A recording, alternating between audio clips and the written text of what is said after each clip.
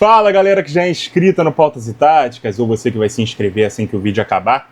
Nessa semana a gente voltou com a caixinha para o seu dia original, né? Na sexta-feira.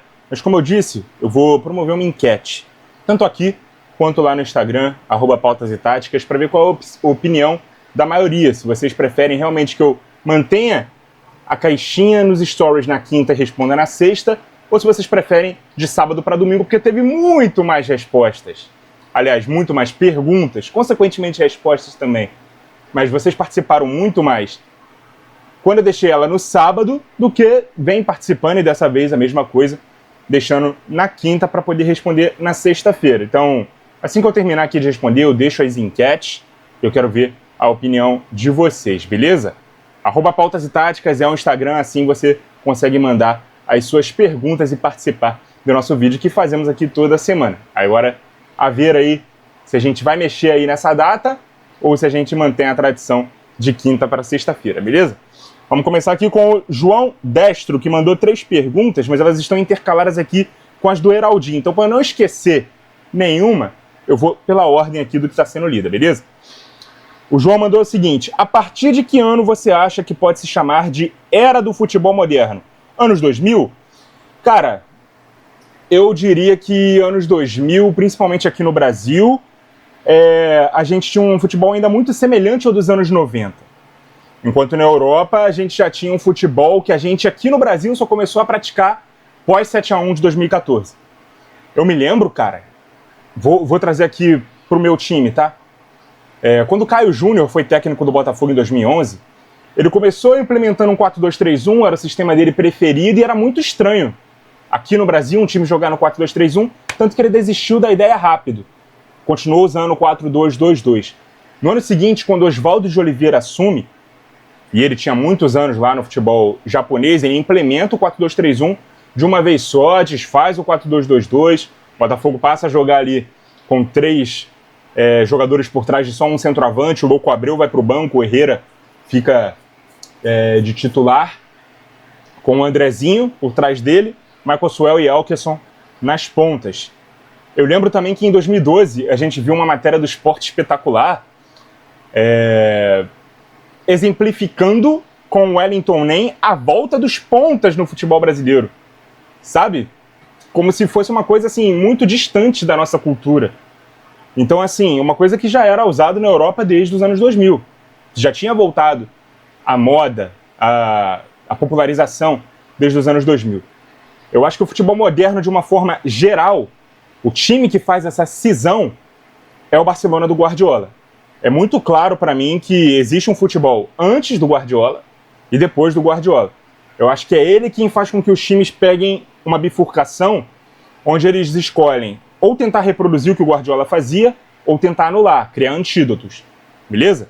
Só voltando àquela questão lá do atraso tático do futebol brasileiro. Quando o Luxemburgo é técnico do Real Madrid, em 2005, tem até um vídeo aqui no YouTube, né, do canal Por Onde Andrei, muito bom por sinal, Por Onde Andrei mesmo, porque o nome do dono do canal é Andrei, né?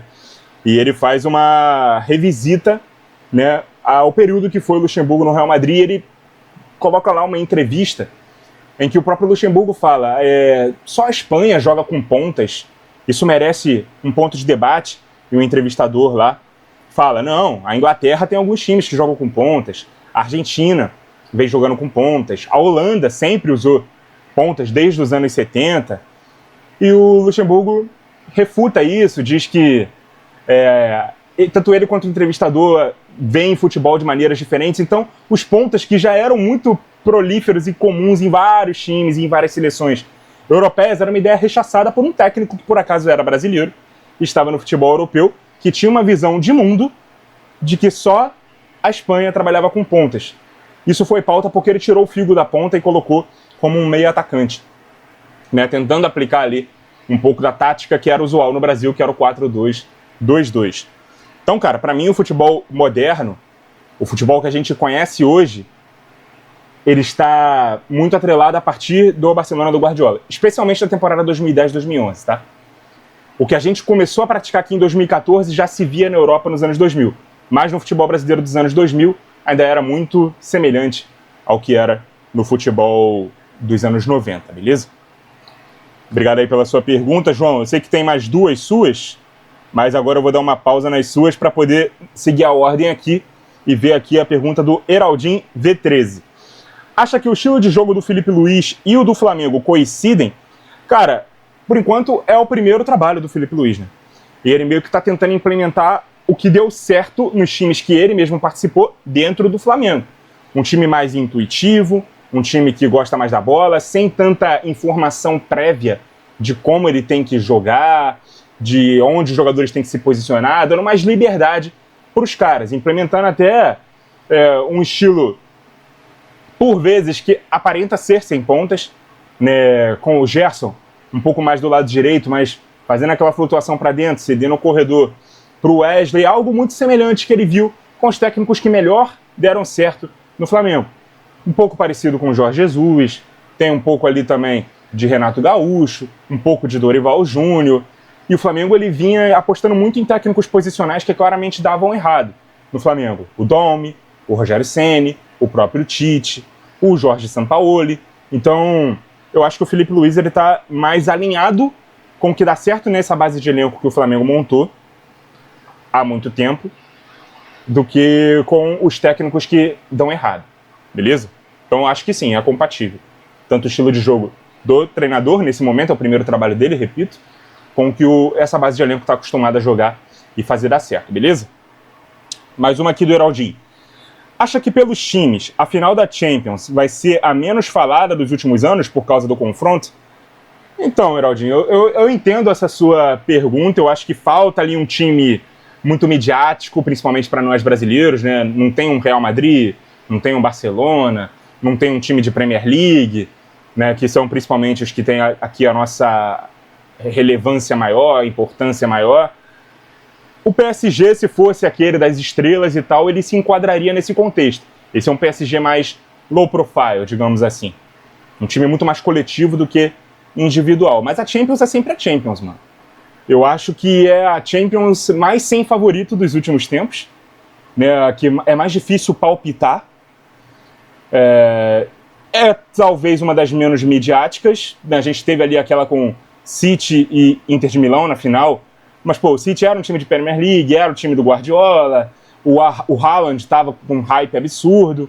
Aqui a gente não tem, por exemplo, o time dos caras que se credenciaram na temporada e que foram mais falados como favoritos na corrida pelo prêmio de melhor jogador da temporada, por exemplo. Então, eu acho que ela vai ser menos hypada, mas nem por isso menor. Eu adorei os times que vão estar na final e tô esperando um grande jogo. Dois times que gostam de jogar bola, cada um ao seu estilo, e tô esperando uma partida muito boa, beleza? Agora a gente volta pro João Destro. Você concorda com o Riquelme que no 4-3-3 atual ele teria dificuldade de jogar por não existir mais o 10? Concordo sim, cara. Vou até pegar aqui a prancheta para ilustrar um pouco o que ele quis dizer.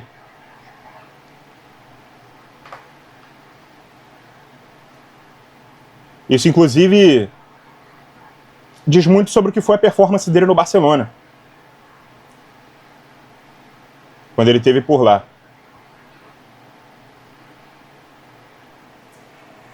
Aqui, gente, o Riquelme, ele estava acostumado a jogar nessa posição, nesse sistema tático, né? Como um engante, o quarto homem do meio-campo em losango, de um 4-3-1-2.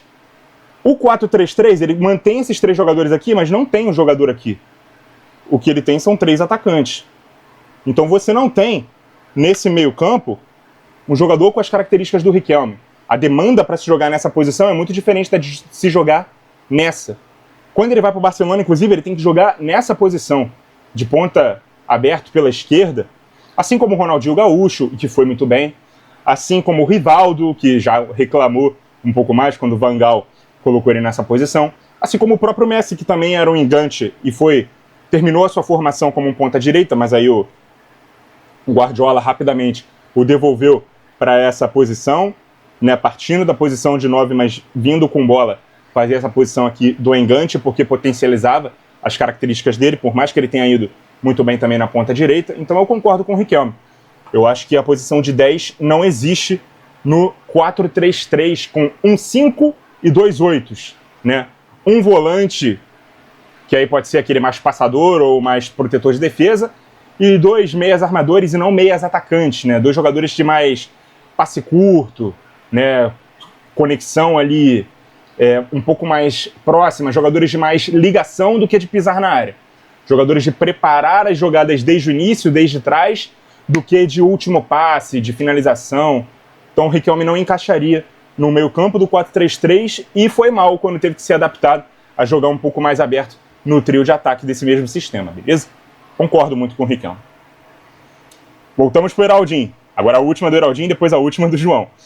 Não sei se assiste o Estudiantes, mas acha que ele pode acabar surpreendendo na Liberta? Cara, eu tô preocupado com o Estudiantes, né? O próximo adversário aí do Botafogo. Tentei secar o Estudiantes agora contra a Universidade do Chile. Por conta até da Universidade ter ganho na Argentina, eu achei que também ganharia quando fizesse o jogo em casa. Acabou tomando um 3-0 e perdeu a liderança do grupo. Agora tá tudo aberto, mas o Botafogo, graças a Deus, ou não, só depende de si. Né? Se vencer as 2 partidas que tem em casa, justamente contra a Universidade e Estudiantes, vai se classificar. Hoje o Estudiantes tem a faca e o queijo na mão para poder garantir a sua classificação, porque ainda vai pegar o cara bobo, que é o saco de pancadas do grupo, e o outro confronto é contra o próprio Botafogo. Mas assim, cara, pelo que eu vi do Estudiantes contra o Botafogo tinha condições de ter melhor sorte naquele jogo.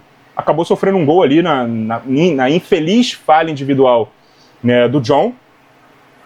Mas foi um jogo contra a Universidade também.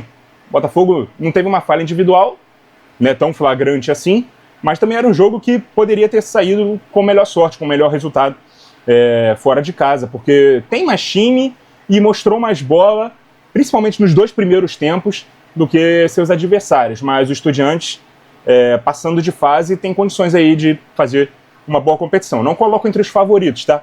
Entre os argentinos, por exemplo, eu acho o Racing mais time. Mais até do que o River Plate, por exemplo. Mas o Estudiantes, conseguindo passar de fase, né, no grupo, nem sei se eu quero que isso aconteça, deve aí seguir um bom caminho aí na Libertadores. Depende muito de quem enfrentar no mata-mata e qual vai ser o caminho dele dentro do chaveamento. Mas eu acho que tem um bom time, sim. Mas esperamos não, pelo menos eu espero, né? Que o Botafogo consiga vencer eles em casa na semana que vem. Valeu, Heraldinho. Agora sim a última do João Destro. Meus amigos dizem que o Corinthians é um clube superestimado pela imprensa por conta da torcida, que não tem história internacional e nasceu em 1990. O que acha disso? Mano, provavelmente seus amigos são torcedores rivais e querem te provocar. Assim como os torcedores rivais aqui também provocam muito o Botafogo, né? Porque não tem torcida, pela torcida ser numericamente menor, por exemplo, que Flamengo e Vasco. Porque tem menos títulos, então acaba sendo taxado assim como um time também que não tem tanta história assim, uma grande bobagem, né? E eles só querem te provocar, mano. O Corinthians é um time de muita história, viveu ali um período realmente de uma seca muito grande, aquele Paulista, 23 anos depois, acabou sendo, né, um divisor de águas, mas, pô, eu considero que o maior patrimônio de um clube é a sua torcida, e se o Corinthians tem a maior torcida de um estado que tem as três das 5 maiores torcidas do país, cara, isso é um sinal de grandeza do Corinthians também. Então, não só de títulos se vive a grandeza de um clube, tá? Então, e ainda assim o Corinthians tem muitos títulos. Então, falta um pouco realmente de relevância internacional, porque só conquistou uma Libertadores e tardiamente, quando todo mundo já tinha em São Paulo, e aí isso foi também alimentando uma zoação, uma provocação. Normalmente não consegue fazer grandes campanhas assim nas suas competições continentais, mas isso não quer dizer nada, não quer dizer que o time é pequeno, nem necessariamente quer dizer que ele seja menor que os outros, até porque tem mais torcida do que esses outros, e esse para mim é um fator muito relevante para comprovar a grandeza do timão, beleza? Valeu, João. Beber uma aguinha aqui rapidinho, galera.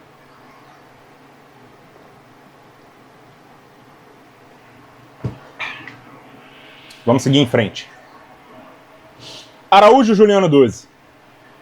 O que você acha do Thiago Leifert como narrador? Perdão. Cara, Eu não tenho acompanhado muito as narrações dele no SBT, não. Mas eu assisto um programa no SBT, que é o SBT Esportes Rio. E essa semana eu estava assistindo no dia que eles passaram os melhores momentos da transmissão do SBT de Inter e Barcelona. Não gostei da narração, dos gols. Não gostei. Mas eu não ter gostado não quer dizer que a narração inteira foi ruim, até porque eu tô acostumado com a narração do Thiago Leifert no FIFA. Eu acompanhei essa fase. E não me incomodava no FIFA. Eu sei que muita gente prefere outro tipo de narrador, outro tipo de timbre de voz, acham que o timbre dele talvez seja mais agudo, talvez acham que ele não tenha talento. Mas, pô, se o cara foi convidado para fazer esse tipo de narração num game muito popular, para ser a voz do game no Brasil, e foi assim por anos. Se o cara trabalhou assim por um período na Amazon Prime, fez as transmissões online também no GE, da Copa do Mundo, e agora tá trabalhando assim no SBT, eu acho que algum talento para isso ele tem. Mas aí vai de gosto pessoal, né? Se você gostar ou não gostar. Como eu não tenho acompanhado, eu não posso te dizer com precisão o que eu acho dele como narrador. O que eu posso te dizer é, naquele recorte de melhores momentos de um jogo específico que eu vi, eu não gostei da narração dos gols. Beleza? É isso, minha opinião é essa. Mais uma aqui do Juliano. Bola de Ouro ainda tem credibilidade? Tem, mano. Eu acho que, pô, sempre foi um prêmio subjetivo, de critérios subjetivos, cada um vota com os seus critérios próprios. Se eu falar aqui qual deveria ser o meu critério, você pode ter uma opinião diferente, outras pessoas aqui que estão assistindo podem ter opiniões diferentes.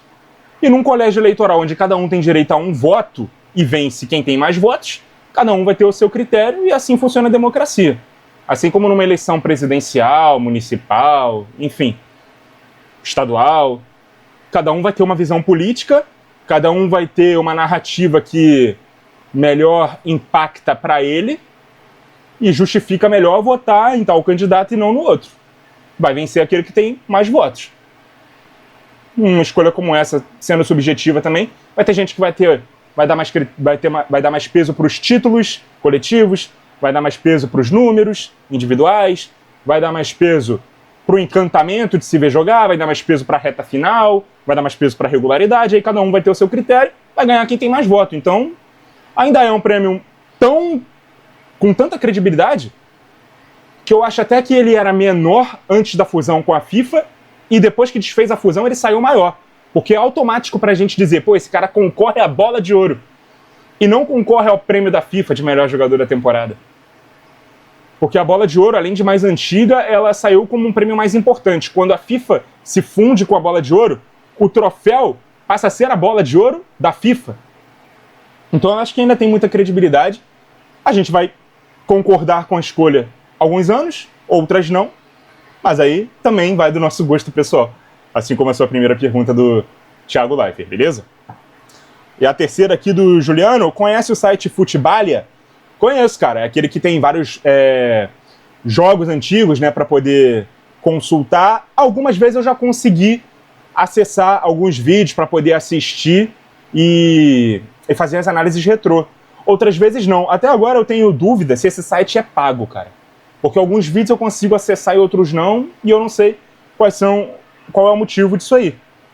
Mas eu conheço sim. É uma boa forma de você alimentar a sua nostalgia, querendo ver jogos antigos, e eles têm um acervo também muito grande de jogos, cara.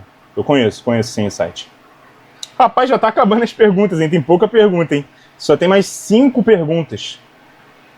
Pois é, por isso que eu perguntei, galera, se vocês preferem o vídeo sendo mantido de quinta para sexta ou se querem de sábado para domingo. Só tem mais 5 perguntas. Então tá acabando. O engajamento essa semana não foi tão grande assim.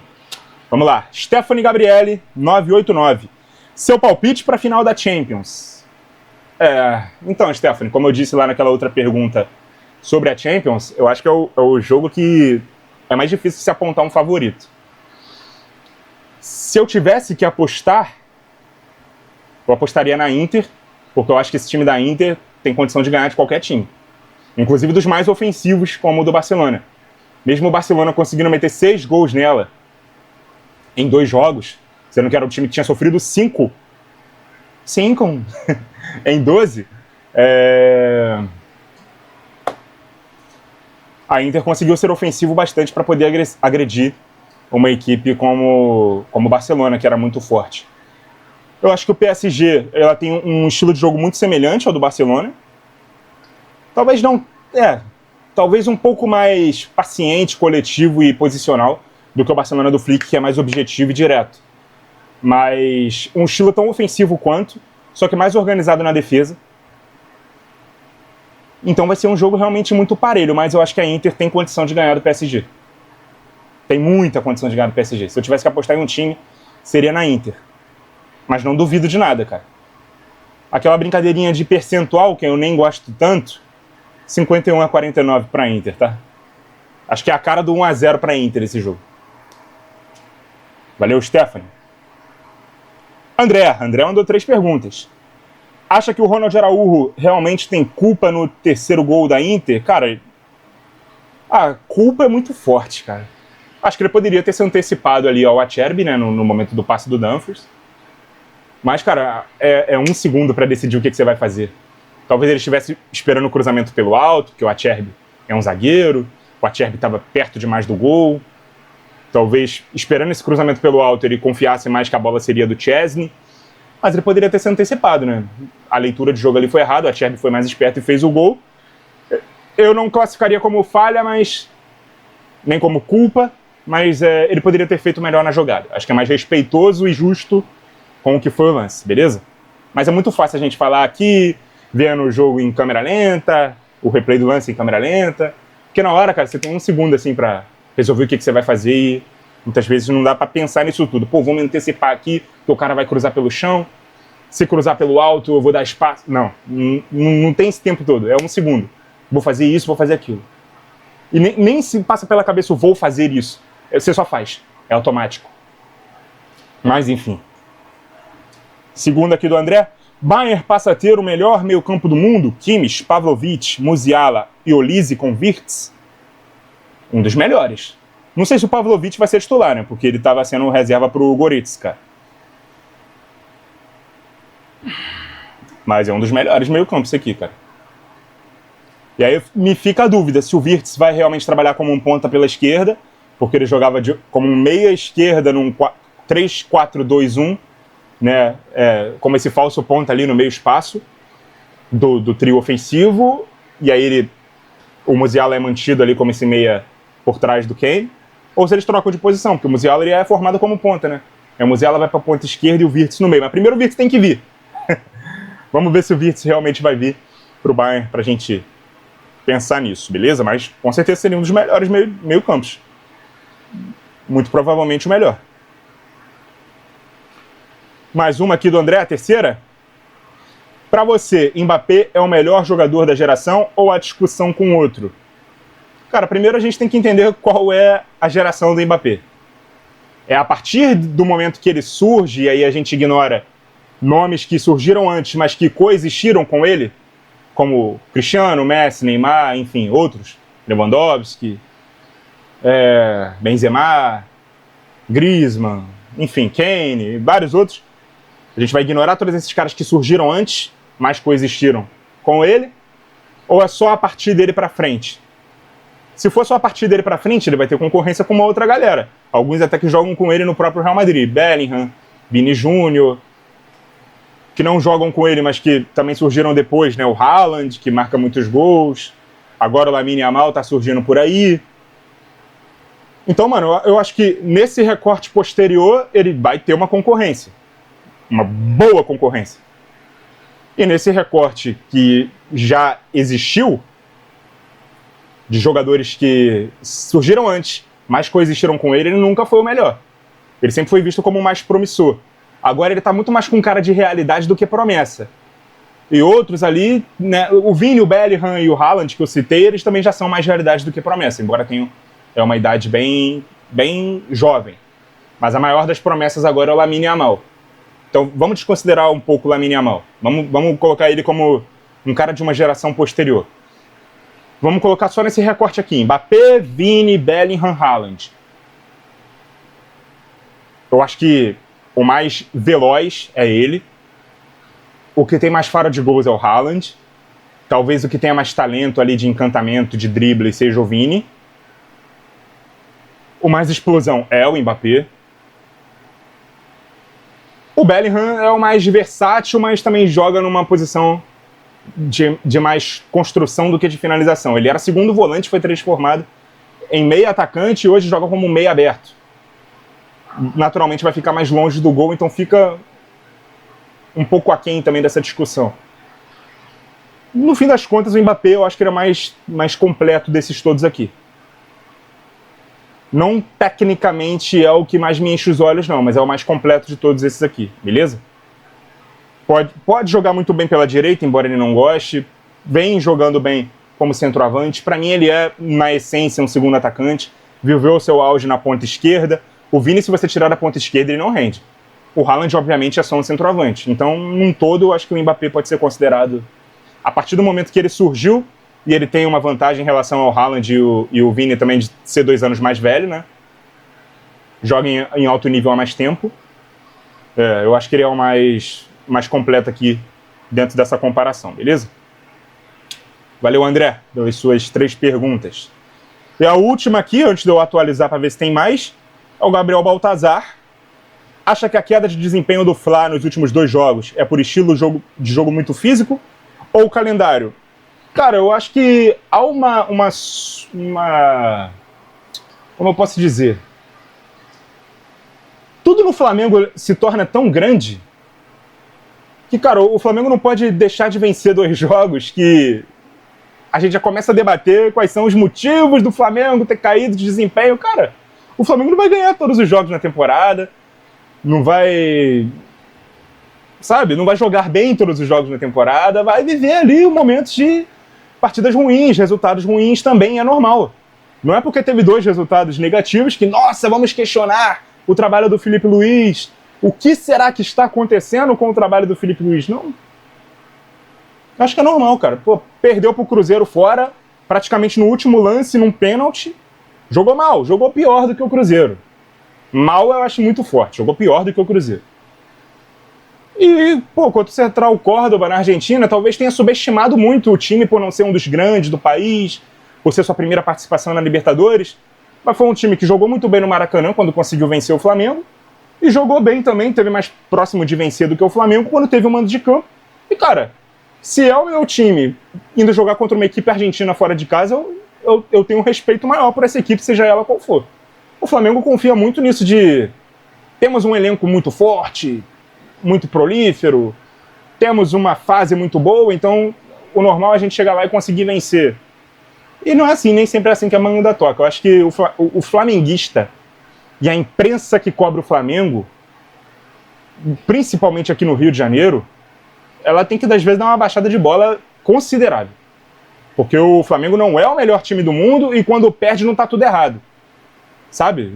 O Flamengo não tem essa obrigação de ganhar ou de jogar bem todos os jogos, cara. É claro que esse é o objetivo de todos os times, mas... me incomoda um pouco isso, cara. Porque parece que tudo tá errado no Flamengo quando ele perde. Que o treinador do Flamengo é o pior do mundo quando ele perde. E se não for sempre vitória, sempre boa atuação, tá tudo errado. E não é assim, cara. O futebol não funciona desse jeito. Talvez seja um choque pro flamenguista ouvir isso, mas nem pro Flamengo. Beleza? E é isso, mano. E eu não acho que seja nem por estilo de jogo muito físico, nem por calendário. Eu acho que é um momento ruim normal que todo time vai viver na temporada. O Flamengo vai voltar a vencer daqui a pouco, vai voltar a ter 2, 3 jogos sem vitória daqui a pouco. E tá tudo bem, pô. Em média, o Flamengo vai conseguir vencer a maioria dos seus jogos, vai conseguir performar bem na maioria dos seus jogos. Em todos os jogos vai ser assim? Definitivamente não. Beleza? Vou atualizar aqui para ver se tem mais perguntas. Mas por enquanto é só, meia hora de vídeo só. Talvez seja muito para algumas pessoas, mas para a média aqui da nossa caixinha é pouco, hein? Tivemos poucas perguntas então nessa semana, e realmente não tem mais, atualizei aqui e não tem mais. Então, galera, eu vou deixar uma enquete aqui, assim que o vídeo for pro ar, eu vou deixar uma enquete, tanto aqui no YouTube, né, ali nos posts, quanto no Instagram, lá nos stories, para vocês votarem e me dizerem que dia da semana é melhor para vocês a caixinha. De quinta para sexta ou de sábado para domingo? Por que eu estou perguntando isso? De sábado para domingo a gente teve muita pergunta. De quinta para sexta a gente teve menos na semana anterior ao que a gente fez de sábado para domingo e nessa semana bem menos ainda. Então, talvez o engajamento seja maior no fim de semana, que tem mais gente em casa, sem trabalhar, sem estudar, e aí tem mais tempo livre para poder pensar nas perguntas ou mesmo interagir. Ou talvez seja melhor no meio de semana, porque no fim de semana a gente está mais concentrado em assistir os jogos que estão acontecendo. Então eu vou deixar essa enquete aí, a maioria vai vencer, e eu vou seguir a voz do povo aí para ver para quando vão ser as caixinhas das próximas semanas, beleza? Mas independente de qual dia, sigam lá o Instagram, @pautas e táticas. Aproveita para votar tanto aqui quanto lá, e é claro, me segue lá, que todas as caixinhas e também as divulgações dos vídeos vão estar por lá. Se inscreve aqui no canal também, se você ainda não for inscrito e gosta do nosso trabalho, beleza? Muito obrigado a você que acompanhou o vídeo até aqui. Continue ligado no nosso canal e até a próxima!